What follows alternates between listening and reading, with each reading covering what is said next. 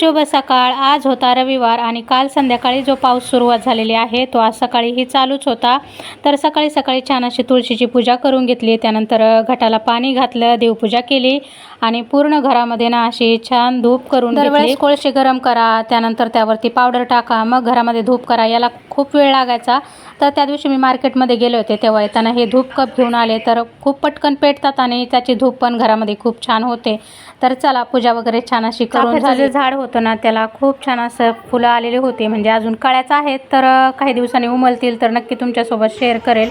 तर आता किचनमध्ये आलेले आहे आणि पास्ता बनवणार। रविवारचा दिवस असला तरी माव सोडले तर बाकी कुणालाही सुट्टी नव्हती। माझं तर डेलीचं जे काम आहे ते मला जाणार होतं ट्युशनला आणि यांना पण जायचं होतं कामाला, तर मग पटपट मी नाश्ता वगैरे बनवून घेतला। आज नाश्त्यासाठी पास्ताच बनवला होता, सर्वांनाच आवडतो अगदी लहानपासून मोठ्यापर्यंत, आणि मी खूप वेळा पास्त्याची रेसिपी शेअर केलेली आहे। कोबीची भाजी आमच्या घरामध्ये काय जास्त आवडीने खाल्ली जात नाही, त्यामुळे पास्त्यामध्ये मी त्याचा वापर जास्त करते, आणि जर पराठे वगैरे बनवायचे असेल तर तेव्हा एक कोबीची भाजी बनवली जाते। तर चला पास्ता वगैरे बनवून झाला, सर्वांना खाण्यासाठी दिला, आणि इथं जो पाऊस सुरू आहे ना तो खूपच जास्त प्रमाणात सुरू होता।